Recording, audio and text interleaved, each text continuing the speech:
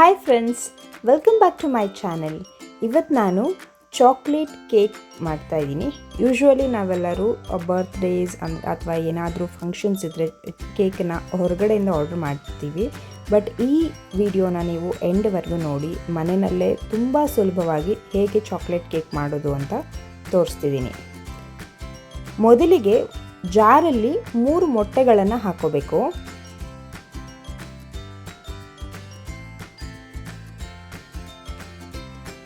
ಇದಕ್ಕೆ 1.5 ಕಪ್ಪಷ್ಟು ಸಕ್ಕರೆ ಪುಡಿನ ಆ್ಯಡ್ ಮಾಡ್ತಾ ಇದ್ದೀನಿ. ಸಕ್ಕರೆನ ಪುಡಿ ಮಾಡಿಕೊಂಡು ಹಾಕೋತಿರೋದು. 1 ಕಪ್ಪಷ್ಟು ಬೆಣ್ಣೆ ತೊಗೊಂಡಿದ್ದೀನಿ. ಇದಿಷ್ಟನ್ನು ಗ್ರೈಂಡ್ ಮಾಡ್ಕೋಬೇಕು. ನೋಡಿ, ಗ್ರೈಂಡ್ ಆದಮೇಲೆ ಈ ಥರ ಪೇಸ್ಟ್ ಆಗುತ್ತೆ. ಇದನ್ನು ಒಂದು ಬೌಲ್ಗೆ ಟ್ರಾನ್ಸ್ಫರ್ ಮಾಡ್ಕೋತಾ ಇದ್ದೀನಿ. ಇದಕ್ಕೆ 2 ಕಪ್ಪಷ್ಟು ಗೋಧಿ ಹಿಟ್ಟು, 1 ಕಪ್ಪು ಹಾಲು, ಇದಿಷ್ಟು ಹಾಕ್ಕೊಂಡು ಚೆನ್ನಾಗಿ ಮಿಕ್ಸ್ ಮಾಡ್ಕೋಬೇಕು.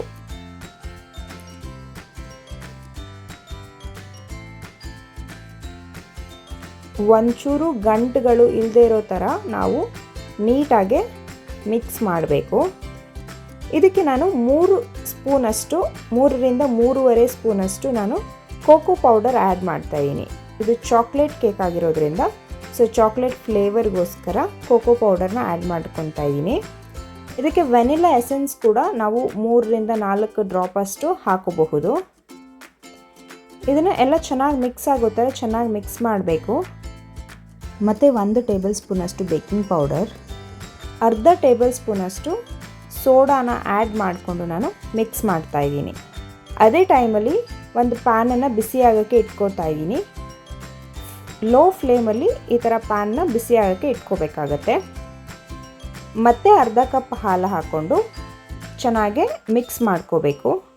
ನಮ್ಮ ಹತ್ರ ಬೀಟರ್ ಇದ್ದರೆ ನಾವು ಬೀಟ್ರಲ್ಲಿ ಬೀಟ್ ಮಾಡಿಕೊಂಡ್ರೆ ಕೇಕ್ ತುಂಬ ಚೆನ್ನಾಗೇ ಸಾಫ್ಟಾಗೇ ಬರುತ್ತೆ. ನಮ್ಮ ಹತ್ರ ಬೀಟರ್ ಇಲ್ಲದೇ ಇರೋ ಕಾರಣ ನಾನು ಕೈಯಲ್ಲೇ ಮಿಕ್ಸ್ ಮಾಡ್ತಾಯಿದ್ದೀನಿ. ಈಗ ಕೇಕ್ ಮೌಲ್ಡ್ ತೊಗೊಂಡು 1 ಸ್ಪೂನು ತುಪ್ಪ ಹಾಕ್ಕೊಂಡು ಸ್ಪ್ರೆಡ್ ಮಾಡ್ಕೊತಾ ಇದ್ದೀನಿ.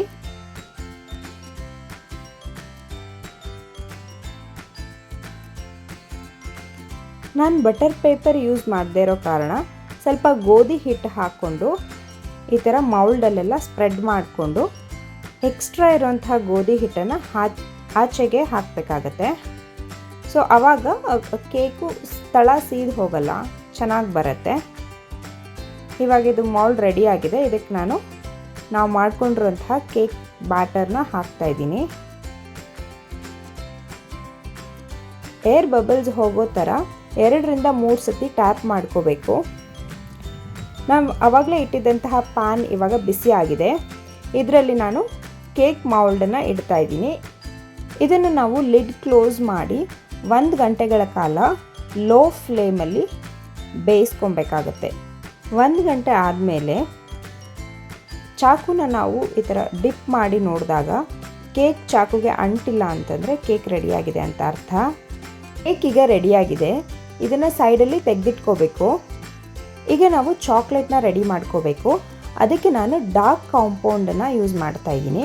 ಇಲ್ಲಿ ಒಂದು ಪಾತ್ರೆಯಲ್ಲಿ ನಾನು ನೀರನ್ನು ಕುದಿಯೋಕ್ಕೆ ಇಟ್ಕೊಂಡು ಆ ಪಾತ್ರೆ ಮೇಲೆ ಒಂದು ಗ್ಲಾಸ್ ಬೌಲ್ನ ಇಟ್ಕೊಂಡು ಅದರಲ್ಲಿ ನಾನು ತೊಗೊಂಡಿರುವಂತಹ ಡಾರ್ಕ್ ಚಾಕ್ಲೇಟ್ನ ಪೀಸಸ್ ಮಾಡಿ ಹಾಕ್ತಾ ಇದ್ದೀನಿ. ಇದು ಮೆಲ್ಟ್ ಆಗಬೇಕು. ಕಂಪ್ಲೀಟಾಗಿ ಮೆಲ್ಟ್ ಆಗೋವರೆಗೂ ನಾವು ನೋಡ್ಕೋಬೇಕು. ಮೆಲ್ಟ್ ಆದರೆ ನಮ್ಮ ಚಾಕ್ಲೇಟ್ ರೆಡಿ ಆಗುತ್ತೆ. ಡಾರ್ಕ್ ಕಾಂಪೌಂಡ್ಸು ಎಲ್ಲ ಕಡೆ ಸಿಗುತ್ತೆ. ಯೂಶ್ವಲಿ ಎಲ್ಲ ಶಾಪ್ಸಲ್ಲೂ ಅವೈಲೇಬಲ್ ಇರುತ್ತೆ. ಸೊ ಇದನ್ನು ನಾವು ಜಸ್ಟ್ ಮೆಲ್ಟ್ ಮಾಡಿಕೊಂಡ್ರೆ ಚಾಕ್ಲೇಟ್ ನಾವು ಬೇರೆ ಮೌಲ್ಡ್ಸಲ್ಲಿ ಹಾಕ್ಕೊಂಡು ಕೂಡ ಈ ಚಾಕ್ಲೇಟ್ಸ್ನ ಮಾಡ್ಕೋಬಹುದು. ಇವಾಗ ನಮ್ಮ ಕೇಕ್ ತಣ್ಣಗಾಗಿದೆ. ಸೊ ಇದನ್ನು ನಾನು ಒಂದು ಪ್ಲೇಟಲ್ಲಿ ಹಾಕ್ಕೊಂಡು ಇದನ್ನು 2 ಭಾಗಗಳಾಗಿ ಮಾಡ್ಕೊತಾ ಇದ್ದೀನಿ. ಅರ್ಧ ನಾವು ಕಟ್ ಮಾಡಿ ಇದ್ರ ಮೇಲೆ ನಮಗೆ ಯಾವ ಥರ ಬೇಕೋ ಆ ಥರ ನಾವು ಮಾಡ್ಕೊಂಡಿರೋಂತಹ ಚಾಕ್ಲೇಟ್ನ ಅಪ್ಲೈ ಮಾಡಿಕೊಂಡು ನಮಗೆ ಯಾವ ಥರ ಬೇಕೋ ಆ ಥರ ಡಿಸೈನ್ಸ್ ಮಾಡ್ಕೋಬಹುದು. ಈಗ ನಾನು ಇದನ್ನು ಅರ್ಧಕ್ಕೆ ಕಟ್ ಮಾಡಿ ನಾನು ಮಾಡಿರೋಂತಹ ಚಾಕ್ಲೇಟ್ನ ಇದ್ರ ಮೇಲೆ ಸ್ಪ್ರೆಡ್ ಮಾಡ್ಕೊತಾ ಇದ್ದೀನಿ.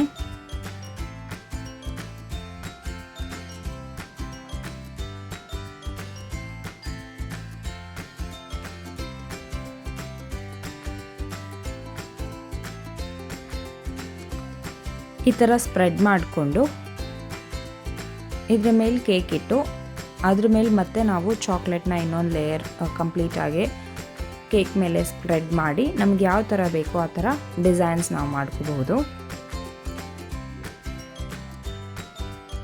ನೀವು ಕೂಡ ತಪ್ಪದೇ ಈ ರೆಸಿಪಿನ ಮನೆಯಲ್ಲಿ ಟ್ರೈ ಮಾಡಿ ನೋಡಿ. ಕೇಕ್ ತುಂಬ ಚೆನ್ನಾಗಿ ತುಂಬ ಸಾಫ್ಟಾಗಿ ಬರುತ್ತೆ.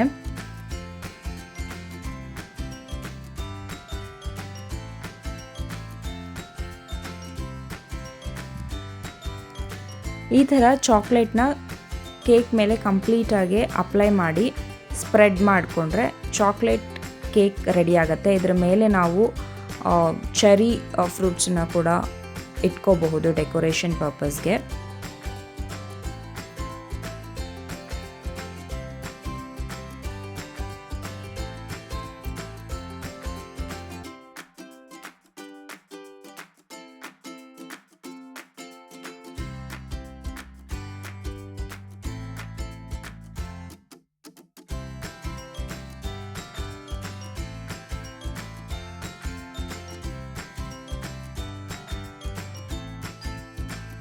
ಸ್ವಲ್ಪ ಬಾದಾಮಿ, ಗೋಡಂಬಿ, ಪಿಸ್ತಾ ಇದನ್ನೆಲ್ಲ ಸಣ್ಣ ಸಣ್ಣದಾಗಿ ಕಟ್ ಮಾಡಿಕೊಂಡು ಇದರ ಮೇಲೆ ಹಾಕಿ ಡೆಕೋರೇಟ್ ಮಾಡಿದ್ರೆ ನಮ್ಮ ಟೇಸ್ಟಿ ಆದಂತಹ ಚಾಕ್ಲೇಟ್ ಕೇಕ್ ರೆಡಿ ಆಗುತ್ತೆ.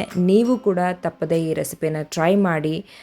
ನೆಕ್ಸ್ಟ್ ರೆಸಿಪಿ ಜೊತೆ ನಾನು ನಿಮಗೆ ಸಿಗ್ತೀನಿ. ಅಲ್ಲಿವರೆಗೂ ಟೇಕ್ ಕೇರ್.